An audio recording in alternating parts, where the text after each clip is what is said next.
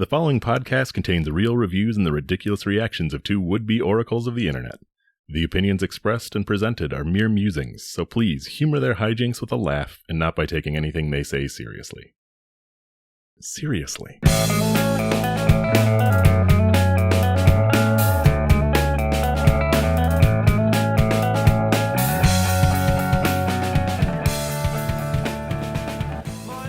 Hello and welcome to ReviewParty.com. I'm Brent. I'm Matt. This is a podcast. It's on the internet. It's about the internet. What on the internet? That's a big place. It's about reviews on the internet. Reviews for stuff like shirts with 3 wolves on them, gummy bears that make you poop, movie reviews sometimes, album reviews, restaurant reviews. But anyway, they're from the internet. And then me and Matt here talk about it for, I don't know, 5-7 minutes afterwards. We make some funny jokes in there. Pump, punch him up, sweep the leg, knock him down, move on to the next. Sweep the leg! Sweep the leg! Fucking take a little Ralph Macchio and we just run him through the damn blender. Oh man, you watch Cobra Kai at all? Not me. Yeah, that seems like... I only mentioned it because I saw some clip. It was like a meme yesterday that I saw. It's like POV, your mom who has 20 Diet Cokes the minute she sees you with one energy drink. And it's like Elder Daniel-san at a car dealership or something. And he straight up like reverse kicks coffee out of somebody's hands. That show is kind of it's very indicative of Hollywood's obsession with not being original. I think that stops it from being enjoyable, even if it is good. But hey, maybe that shit is so bomb diggity fire. Maybe they got the best writers on it, the best people. I got the best reviews. This is a smattering of reviews. I left them. They've been sitting in the hopper since last week. But let's get this monkey off my back here. Have a review from Amazon for Old El Paso flour tortillas, 4 burritos, meal prep, 8 count, 11 ounce pack of 6. Nice. I think it's sad they have to include meal prep in the freaking algorithm bait title. Burritos are above meal prep, man. They transcend it. Squishy says, always fresh, tasty. They write, packaged nicely in its own strong box. Just keep it in the freezer. They stay fresh. Always have fresh, soft tortilla on hand. Comes out less expensive than buying individually. I love just warmed up and covered in butter as a midnight snack. 5 stars. Covered in butter. The old butter dip tortilla. What are you doing? Oh, I mean, to each their own, and yes, butter makes things tastier, but you gotta know where to draw the line. Bread and butter. I just can't imagine taking a big burrito-sized tortilla and buttering it like a piece of toast. You gotta you gotta swivel that thing around as you're going and stuff. Yeah, you need like a turntable instead of the little stylus. You just got a pat of butter on that sucker. That's a rad idea. I know. Yeah, you could definitely make some like #satisfying videos for TikTok or YouTube or whatever. Yeah, people like pancake, that kind of stuff. Buttering the world's biggest pancake. #so satisfying. We got another review from Lynn Scott. They title it small. They write, smaller than I anticipated. They are more like round, small taco shells. Makes a good pizza sauce and cheese tostada. 5 stars. Okay, I don't know that I would call it a tostada at that point. Right. You do you.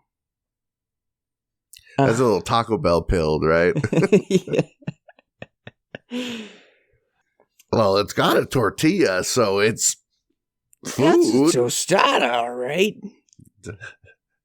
The Mexican pizza is a damn institution. Welcome back, King. Yeah, it's delicious, wonderful. You can DIY those yourselves. Obviously, that's what DIY stands for.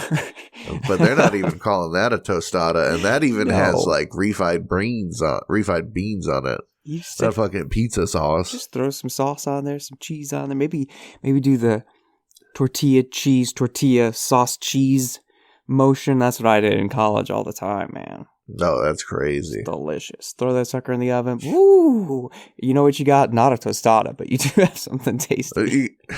You got some carbs, so it'll probably be pretty good. Keith Simon titles it cheaper than the local grocery store and delivered right to your front door. Oh, got a rhymester. This is an amazing way to eat tacos. When you have a few teeth hard to find the mini ones at the local grocery store, but buying them here at a cheaper price than the grocery store is fantastic. 5 stars. Run that backwards. Teeth hard? I think I did it. They do nothing to assist me, which is why I did nothing to assist you, but I believe it should be read more like, this is an amazing way to eat tacos when you have very few teeth. Full stop. Hard to find the mini ones at the local grocery store. Okay. But it's just a floating space. There's nothing Yeah. This is an amazing way to eat tacos when you have a few teeth. Hard to find mini ones at the local grocery store. Yeah, that half stop. That midline break, as we Shakespearean scholars know about. You ever gum down a fucking raw tortilla? You just can't get through, I imagine. Yeah, this is kind of, you give a baby a tortilla, they're busy for days sucking on that thing. Oh, I forgot. Wait, did the first one? Oh, this is what was, okay. So the one review was for the burrito-sized tortillas. These other ones, my bad, I now remember. Size? They are for the flour tortilla mini bowls. Whoa, okay. They're for little tortillas that are shaped like bowls through evil science. I'm sending Matt a picture because it is a bit uncanny. Yeah, I want to say I've heard you can just like, let's see here. Oh, no, that's not what I was imagining at all. Those are horrible, horrible, full of horror. Horrible and horrifying. Like, I feel like I've seen you can take the tortilla and you put it in a bowl and you put another bowl on it and you sort of yep. If it's oven safe, you can put that in the oven for 10 minutes or something and you get your little bowl right, shape. An actual crunchy tortilla bowl you can put a salad or something in. Yeah, but this is the unholy pasty white of either flour or like really, this is flour, but it's boat shaped. It just looks like pods. Yeah, they're little raw tortilla boats. And how do you even warm them up? I'm not realizing. I guess just have a taco. Yeah, that is it's so true. Tacos are already perfect for holding a small amount of little ingredients to eat. Yeah, these are unsettling, which is the whole reason. I think that coloring these reviews was a big part of why I brought them. Just an old man gumming down a raw tortilla bowl. Oh, yeah, but people like them because they keep good in the freezer, as if other regular tortillas don't. But let's leave it to Barbara Sweeney, now that we have the proper context for these bad boys. Perfect packaging for two people. They title it. If you live a distance from the grocery store like I do, you'll be happy to find these. My husband and I grow most of our own food we eat, but we just don't have the knack for making tortillas, and we always bought in bulk.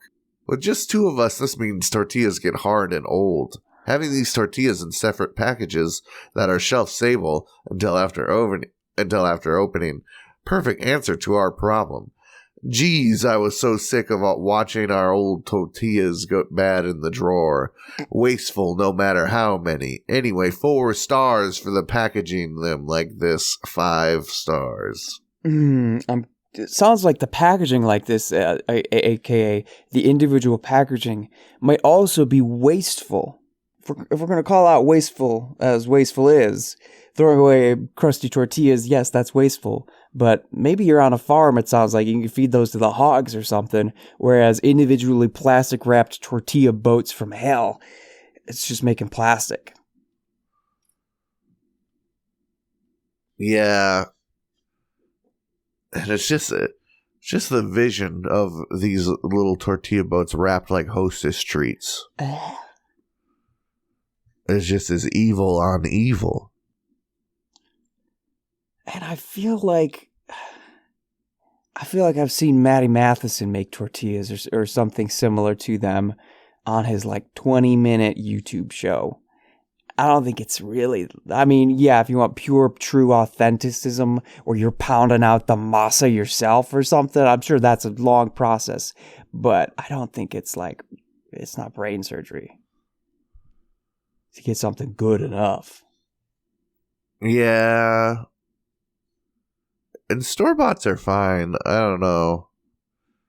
They hold so well in those little packages. Yeah, in the fridge. Sure, the top tortilla might get a little, I don't know if I want to use that tortilla, but that's not waste. That tortilla, it was the martyr. Yeah. That kept the rest of the tortillas fresh. Take the bullet for the rest. Right, it did its job. Do you have a review? Yeah, let me see what the heck I want to do here. I got a couple that are food related. But you know what? No, I'll save those for maybe later. I've got some reviews that were sent to us by Jacob Kihas, friend of the show, friend of good food and good people and good of merriment, good communities. Jacob sent us some Google reviews of the Flying Walrus. It's a bar, as he says, from his hometown. So I've got 3 reviews here. I'll start out with this one from Juan Rodriguez. Juan writes, there should be a dedicated area. I guess I should have given you, just so you get the vibes of this place. Google describes it as, or their Google description describes it as mellow hangout featuring pizzas, cocktails, and nightly live bands in an unpretentious setting. And we're down here in McAllen, Texas. So, Juan Rodriguez writes, there should be a dedicated area for photographers to film and take videos. I had an issue tonight. Standing next to the couches towards the front of the venue, I had an area to myself. I know it's a bar, but I've never had this issue there. This should be a dedicated area for photographers so that aggression or a future fight doesn't start. And then he does like little arrows on either sides of this next phrase. I hope the owner, and arrows, of the Flying Walrus sees this message. Like I said, I have never had any problem standing in that area next to the couches on the opposite side of the stage where the musicians have their setups. 1 star.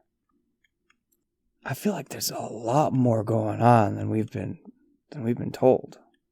They're sectioning off this board like a Final Fantasy Tactics level. You gotta use your movement points to get around. You can't leave your designated areas. Right, at the you've bar. got hexagonal travel here. What did they say? You don't want future fights. Fights in the future. The ones in the Someone's past. Gonna bring a damn ray gun. The one that may have happened because I couldn't get a good shot of the local band. We're not going to talk about those. Listen, a lot of thought crimes are going on in this bar, okay? A lot of people are thinking of doing stuff like fighting in the future. And we got to put an end by segregating this by concert participation desires. I'm just a man. I'm just a simple man trying to take pictures of men playing guitars. You've heard of the mosh pit. Now try the photography platform. Now try the unk standing in back away from the speakers area. It's just a suggestion. I'd like to be suspended by a wire. And sort of like monitoring all these. I got my eyes on everything. Hey, you're making out outside of Makeout Lagoon. Please direct yourself over to the other side near the bar there. That's where all the people are making out. Let's keep this concert orderly in this bar. I got another review here. This one's from Brianna Ryder. Brianna writes, I've been coming to this place for years, and I've always had a great time. However, on Saturday the 16th, the singer of their cover band, Fernie, made some very ableist remarks on stage. He said he didn't have Down's syndrome and then carried on to make, quote, herder sounds into the mic for like 5 minutes. I'd like to think these views do not reflect on the bar, but given that he felt comfortable enough to behave that way in the first place, makes me believe otherwise. 2 stars. I almost don't believe that.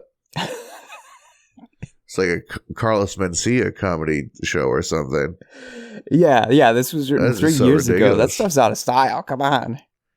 That's wild. Maybe he had to get something out of his system, man.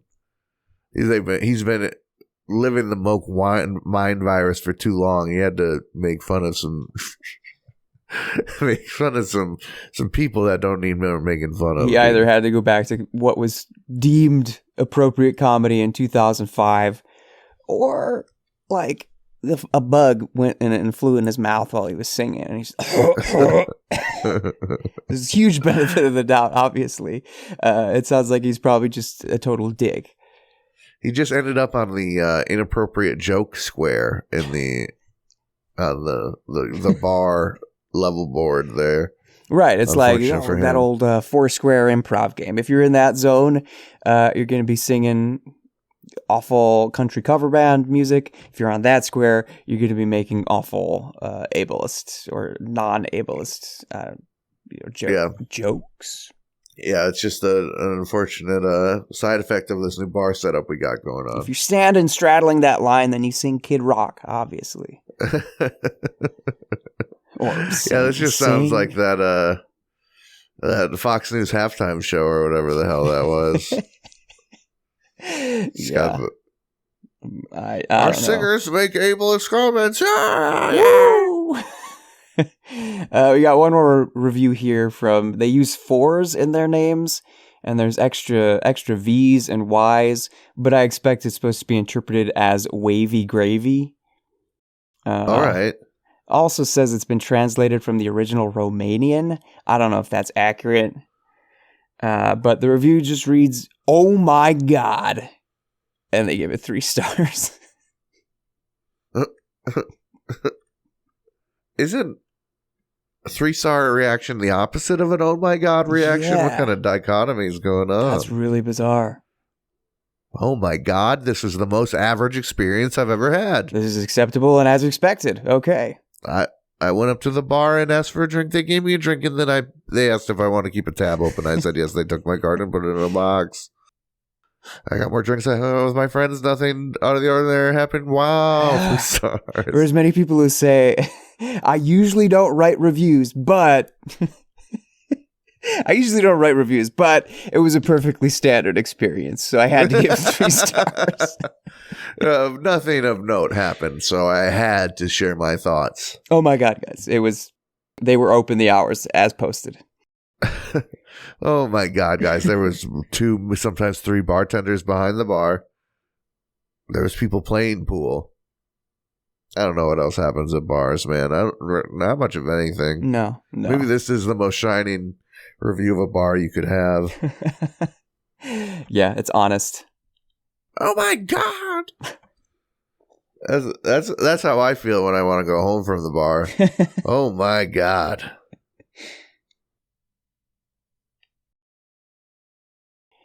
Well, all right. Well, I think why don't we just go get some drinks? I'll take a little break. I don't care.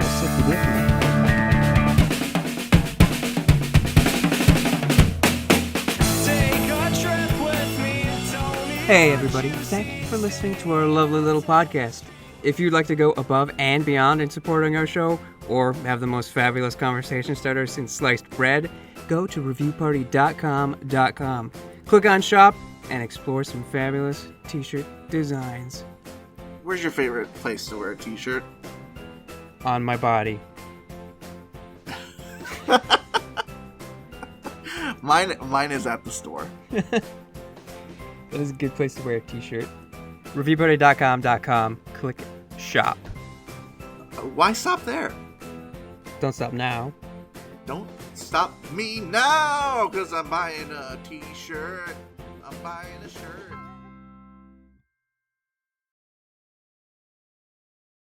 Ladies and gentlemen, friends, neighbors, people of all maybe you speak Romanian, I don't know.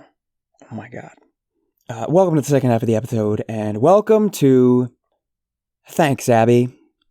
What's thanks, Abby? The children shout in unison. Thanks, Abby is aping on the classic newspaper series Dear Abby, where people write to some random lady in, I don't know, New York or LA or something, and they're like, no one in my life understands me, but you might, Abby. Tell me how to live. And it's kind of got that aesthetic of the best reviews you've ever read. So we're going to read some of those, because I just take pictures of the newspaper when I find some that... These are reviews of people's lives. Yeah. Starting out. Dear Abby, my husband of 20 plus years received a Facebook message from an old high school girlfriend. The message was wildly inappropriate, extremely risque, and ended with her offering to fly out and, quote, meet up if he ever wanted to. When my husband saw the message, he read it to me and to his best friend, who happened to be in town visiting. Those two guys were laughing so hard they were crying. They thought it was the funniest thing ever, while I was thinking she has a lot of nerve. My husband wrote back and declined her proposition. But later that night, I was doing some internet sleuthing. Who wouldn't? Abby, she is a marriage counselor. Her message went from being a former Flames cliché message to repulsive on so many levels. She, of all people, should know better. I'm itching to give her a piece of my mind. What do you think? Signed, Perplexed in Portland. I think she's a little too offended. I feel like, yeah. If this bitch is stepping at her man, sure, she has every right to be like, fuck off. But I don't know, some lonely, sad person is shooting a shot in the dark. There's no effort on her part other than writing a letter. Yeah, it's not hard to fathom for me in a moment of weakness doing something like this. Which, or, even if she's a... Oh, go ahead. No, I think you got what I'm going to say. I was going to say, I don't think her being a marriage counselor is indicative of this being grosser. It's indicative of like, oh, she probably is in a dark place and is searching for relief in some hard place. I'm worried about her. I maybe being a marriage counselor makes this more understandable, and she's like dealing with people who have lots of issues. And if she feels like she's hung up on the one that got away, she's just going to, okay, send that message, see what happens. And if nothing happens, then you move on. Mm-hmm. And it sounds like off her chest. Sounds like girl's husband like doubled down on not being interested. First off, he's like, "Hey, honey, look at this. Hey, best friend, check this out." He laughed at it and then also said, "No, thank you. No, thank you, old friend." Yeah, he's taking it as unseriously as possible while also giving this person the courteous of not ghosting them or whatever. Yeah. So it's handled. Anyway, Abby writes, "Dear Perplexed, if, that is a capital IF, if you really feel inclined to contact your husband's old girlfriend, choose your words carefully. Tell her that when your husband received her message, he read it to you and his best friend, who happened to be in town visiting, and although the two of them were howling with laughter, you didn't find it funny. Then close by saying you are disappointed that someone who is in a helping profession would stoop so low. Parentheticals, mic drop." I guess Abby's approach was, hey, if you got to do this, like, keep it measured. Yeah. Don't make it emotional. Fair. Yeah. This is something silly that should have been ignored, but it was probably pretty funny for the boys. I bet. Hey, you remember old Marion Vale? You remember old Sadie Jones? You remember old Horseface I used to date? What the fuck is she writing these days? What is this? This one, it looks like I unfortunately, like they wrote an essay and apparently I wasn't paying attention. I cut off some of Abby's response, but I feel like we were equipped enough by now that I shouldn't skip this, because I feel like it's a goodie. Dear Abby, I am an active senior man. To keep my beard looking attractive, a hairstylist trims it every 2 weeks. I've had the same stylist for 3 years, and we have become good friends, to the point that she has invited me to her home for an evening meal with her family. I've been there several times, but on the last occasion, she did something odd and, I believe, disrespectful. She's a very attractive 50-year-old lady. Arriving at her home, I was left in the company of her parents, while she and her son, and perhaps her husband, prepared the food. When it was finished, she brought me my plate, then served her parents. What shocked me was that she was dressed in what she called a swimsuit. To me, it was the barest thong and bra I had ever seen, and 2 inches from being naked. Earlier that day, when she was trimming my beard, she wore sweatpants and a sweatsuit. Her excuse for the swimsuit was that there was something wrong with a spot on her hip that required a patch, and she couldn't wear clothing over it because it would put too much pressure on the afflicted spot. I don't buy it. I felt that, if nothing else, she could have at least put on one of her husband's shirts. I felt embarrassed and insulted. Although I said nothing, I decided never to go to her home again. Should I tell her why if she asks? Signed, Looking Good in Colorado. People really got time to be worrying about the weirdest shit. They're living the weirdest lives. If her parents were there and didn't say anything, I don't know, man. I don't know. People be having different sensibilities than you, God forbid. Yeah. I can see the first 2 lines of Abby's response. And she says, yeah, your Barbarella, wasn't entertaining you alone. Her parents and son and possibly her husband, blah, blah, blah. I'm guessing, yeah. If she felt comfortable like that around them, you are the only person who's uncomfortable in this situation. Yeah. I mean, if she was wearing lingerie serving food, it doesn't sound like the kind of, yeah, maybe you don't go to her house that was funny, but I don't know. Not everything's got to be a big production, people. Sometimes people think their shit matters way too much. That's like that's the impression I got from this one. Mr. Get a beard trim every 2 weeks. Just like he's searching for drama in his life. He's searching for something. He's been waiting for something to write Abby for years, and he thinks he's got something good. He's wrong. Oh my goodness. I forgot about this one.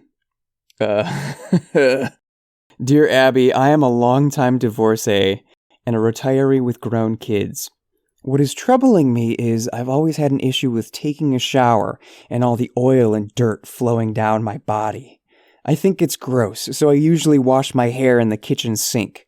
I also don't get in the shower to wash my body. I hate getting out of the shower and feeling cold, or trying to get dressed partially wet. When I've been in relationships, I force myself to shower or wipe down with hospital-type wipes. I still wash up this way, just not regularly, and I know it's gross. I dry shave my legs and underarms when needed, but this is really an issue for me. I brush my teeth twice a day, I use a light perfume and often get compliments, but I know from reading your advice that seniors lose their sense of smell, and I could be ripe. I don't know how to overcome this, and for obvious reasons I don't have a friend I can float this by. I'm healthy and, like everyone, struggle with depression, but I don't feel it's bad enough to seek professional help. I'm on a fixed income. Just curious as to what your thoughts are on this. It's been a good 6 weeks since I've had a proper shower, and I find no justification for it other than I don't enjoy it. Signed, Unshowered in Illinois. If you have sensory issues, I sympathize with you. It's not fun or easy. I got fucking sensory issues when people be smelling like doo-doo farts around me, though. Yeah. I have sensory issues when I feel fucking gross and dirty and need a shower. I think, that's like, you don't feel gross when there's grease caked on you. You feel gross when it's leaving you. Yeah, that's really. I've been known to moan with pleasure when that hot water hits me. Yeah, like washing you of your sins. Just let it run off. Feels good, man. So there's probably more going on here, and I think Abby very eloquently and delicately handles that. She writes, "If I thought your quirk could be solved as easily as buying a portable heater for your bathroom, I would suggest it. You state you suffer from depression, quote, like everyone else. From the mail I receive, people do have problems interacting with interpersonal relationships, workplace issues, etc., but they do not all suffer from depression. Although you live on a fixed income, you could benefit from discussing your issue with a licensed psychotherapist. Help is available on a sliding financial scale throughout your county's through your county's Department of Mental Health or local university with Department of Psychology. While medication might help you overcome your depression, getting to the root of your shower avoidance will likely happen once you start talking." Yeah, that's the thing. There must be a root trauma or something. If anyone needs to see a psychologist, it's someone who is justifying being a stank ass. Yeah. Like, I was scared of the shower a little bit after I saw the old It movie and Pennywise comes up through the shower drain. That's freaked me out. But I still took a shower. Yeah, the fear of Pennywise is nothing compared to a crusty gooch. I'll turn the page and just go to this one. Dear Abby, my question is about dating among older adults. I've been on a dating website for a while now. Most of the profiles are fake. I finally encountered a legitimate profile of a nice-looking man, and we are now talking. After 1 week, we are finally going to meet for dinner. I'm thrilled, but he stated that he has baggage. When I asked him what kind, he replied, "It's physical." What does that mean? We've discussed being intimate, and at our age, we are no longer virgins. I intend to go on the date and be gracious and kind, but I'm more than a little confused. What are your thoughts? I thought we clicked, or I wouldn't be going on a date with him. What did I miss? Perplexed in Florida. Grotesquely enlarged nutsack, for sure. It's that. Maybe he doesn't shower. Another no shower type guy. He eats his physical baggage. He eats those fucking tortilla bowls. Keeps one on him at all times. Yeah, hungry. Abby writes, "The nice-looking man you have made a date with could have been alluding to any number of physical problems. He might be missing a limb or need assistance getting around, or he may be impotent. Because he didn't give you the laundry list he included in his baggage, you were just going to have to find out for yourself and take this a step at a time." Yeah, I don't know, man. It's just, you'll find out. Abby's no doctor. She don't know this guy. And even if she were his doctor, she couldn't tell you what's going on with. That's true. With his really big nutsack. We can tell you. We can tell you his nuts are weird looking. Yeah. Like that video of the guy who crosses his legs and oh, yeah. All it takes is a trained eye. I'll do one more. This one is even lighter than that last one, I think. Dear Abby, I've been talking to a famous pro wrestler who is having marriage problems. He has been hitting on me through Google Chat. I just want to be a supportive friend whom he can vent to. He says his wife is, quote, getting too old for him, if you know what I mean. They have a joint bank account, but he says it's frozen. He has asked me for an Apple Card. I told him no and to ask his extended family instead. Abby, I need my money to help out my brothers and sister. I prefer he be like a friend or a big brother to me. I need major advice, please, because it feels like my life is going out of control. Uncertain in Idaho. That's not a pro wrestler. That's a scammer. Yeah. That's it's either some kid in India or it's some like fat dude in Maine. Just trying to get your... No pro wrestler needs Apple gift cards or whatever the fuck. Like, come on now. As just about what Abby says, people must exercise caution when communicating with strangers online. Quote, famous pro wrestlers usually have enough money that they aren't reduced to hitting up women they meet on the internet for Apple cards. Your life will not go out of control unless you allow it to. Regain control by ghosting and blocking this person. He's a scammer, and he, not you, should figure out his own financial problems.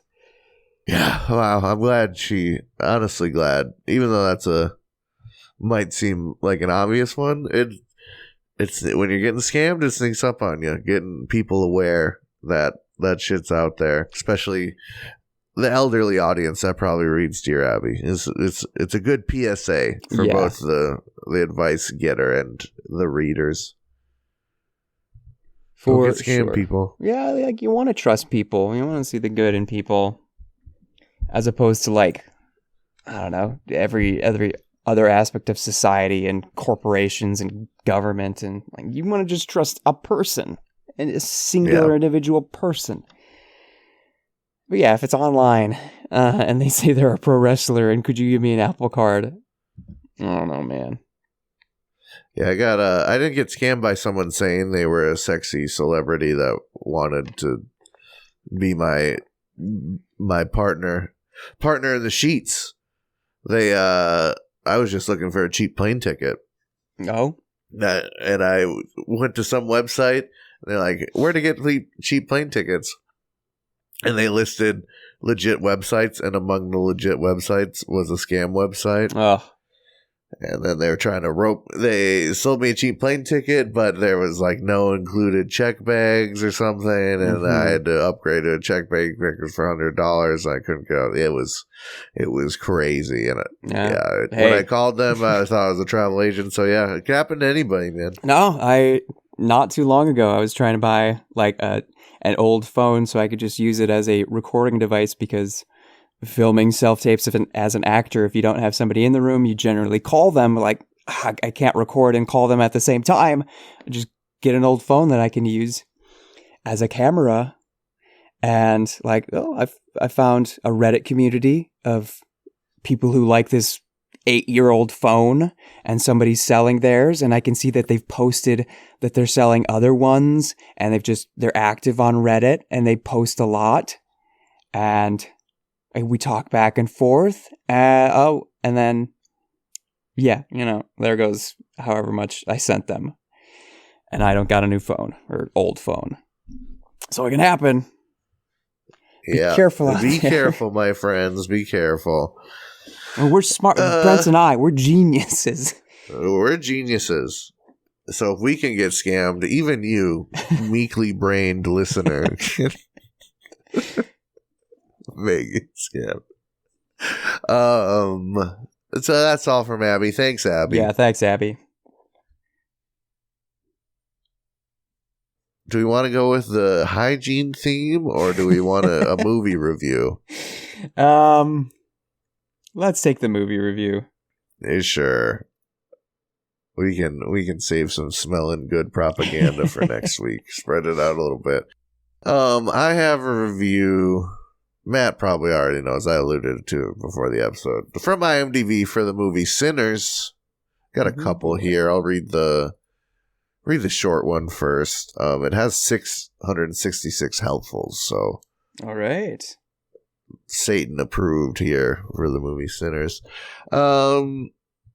Okay to watch, just okay. SM Rocktown titles it. They write, Sinners impresses early with its stunning cinematography and solid performances. The film sets a moody, atmospheric tone and builds tension with a deliberate, slow burn approach that hints at something truly impactful.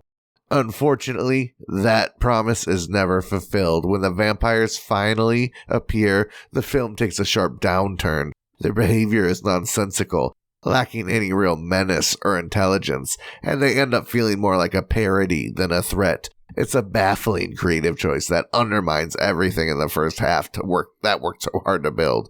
Despite its strong technical elements, the film stumbles badly at the finish line. A stylish misfire. Watchable but disappointing. 6 out of 10. That's gotta be the funniest couple of phrases I think I've heard. A stylish misfire. Oh man, what else is a stylish misfire, man? When you shoot your gun fancy style, but no bullet come out. Oh yeah, okay. I guess. Why can't these vampires behave in a logical way? If someone threw garlic on them and they got all fucking some type of way about it, that's not logical. If someone threw garlic on me, I'd tell them to fuck off. Stupid illogical vampire. This is nonsense, these vampires. The morning sun hit them and they burst into flame. Come on. If the morning sun hit me, I'd go, ooh, wow, sunrise. That's the logical thing to do. I mean, I don't know how much I can weigh in on what they should think of the movie because I haven't seen it. You have, but this person sounds like maybe they heard all the hype, but they weren't convinced that they wanted to like it themselves. Yeah, that's what these like contrarian reviews where they say a bunch of nice stuff about the movie. And then they bring in these weird nitpicks, and they say it's terrible, but then they can't even give it like a bad score. It's so like spineless to me. It's so like they're covering their own tracks at every corner. Mm-hmm. They're so scared to just give an opinion and stand by it. They gotta have. Well, yeah, I did mention that. Like they need that pre-built in their review. Which brings us to Kevin T631. They title it, Why Critics Won't Say This Movie Isn't Very Good. They don't even have they didn't even give it a star rating, so they're already covering their tracks. But Sinners is not a bad film so much as a protected one. And that distinction matters. It exists inside a critical ecosystem that has grown increasingly unwillingly to say when a movie is merely adequate, undercooked, or conceptually thin, so long as it arrives carrying the right symbolic freight. The result is a work that mistakes moral seriousness for artistic rigor and is rewarded for doing so. The film operates in a now codified genre, social horror as cultural commentary, dread as metaphor, symbolism as proof of depth. From its opening moments, Sinners announces its themes with confidence and clarity, and then proceeds to circle them without complication. What should be tensions becomes repetition. What should be ambiguity becomes instruction. Man, I didn't realize it the first reading, but they sure are just like saying big words saying next things, to each other. Yeah. The problem is not that the film has something to say.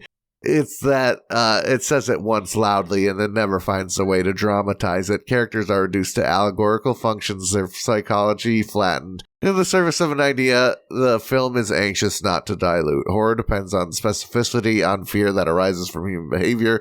Contradiction and desire. Sinners offers none of that. Its figures exist to signify, not surprise. Formally, the film hides behind familiar language of prestige horror, long pauses, ominous compositions, deliberate pacing meant to signal gravity. But gravity is not the same as weight. Without narrative propulsion or emotional risk, the film becomes inert. Handsomely framed, carefully lit, and curiously lifeless. Mood replaces momentum. Atmosphere stands in for drama. Okay, we're on the home stretch. What's striking now is the little resistance Sinners has encountered from critics. Reviews bend over backwards to praise intention, relevance, and tone, while sidestepping the far more basic question, does the film actually work? This is not a generosity, is abdiction. Serious themes do not absolve a film of narrative responsibility. Cultural importance does not excuse thin writing. Representation does not require lower standards. The irony is that the critical deference ultimately does a disservice to the filmmakers it claims to protect. By refusing to distinguish between ambition and execution, critics help normalize mediocrity wrapped in meaning. The bar becomes symbolic. The bar becomes Jesus. I'm lost in the sauce. The bar becomes symbolic alignment rather than artistic success. Sinners is competent. It is controlled. It is respectable. It is not, however, frightening, revelatory, or particularly memorable. And the longer critics pretend otherwise, the longer the cycle of solemn, overpraised, underpowered horror will continue, mistaking earnestness for excellence and silence for depth. Oh, you couldn't figure out like another word that started with the same letter on the last line, bro. You did it so many times. Oh, I was waiting for that because it annoyed me every time.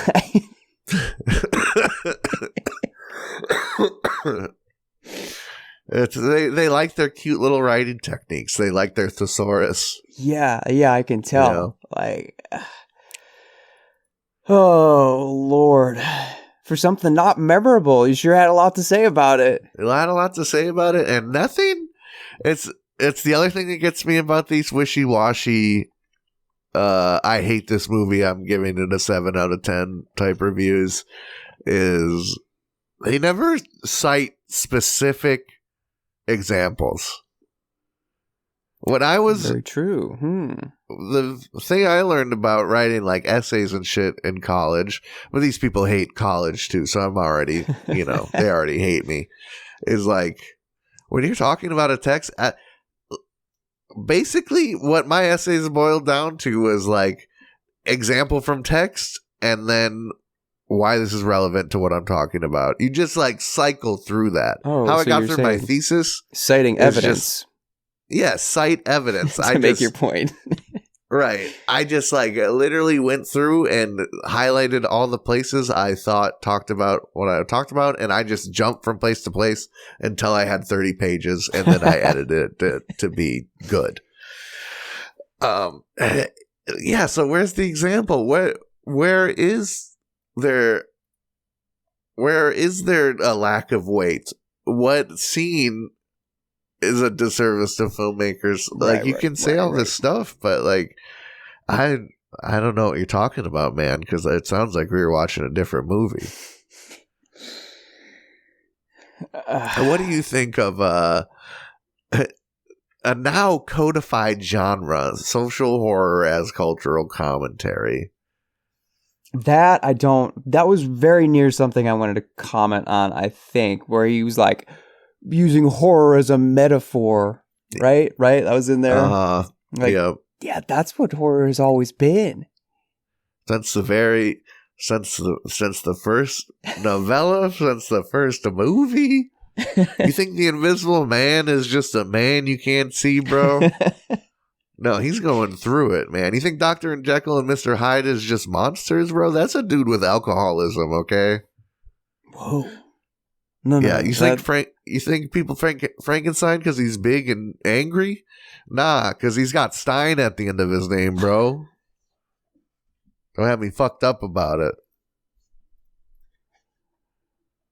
What about George A. Romero? He doesn't put any symbolism or commentary in his movies, though. No, why? How? Where? Where would it fit? There's too much gravity and weight in his movies.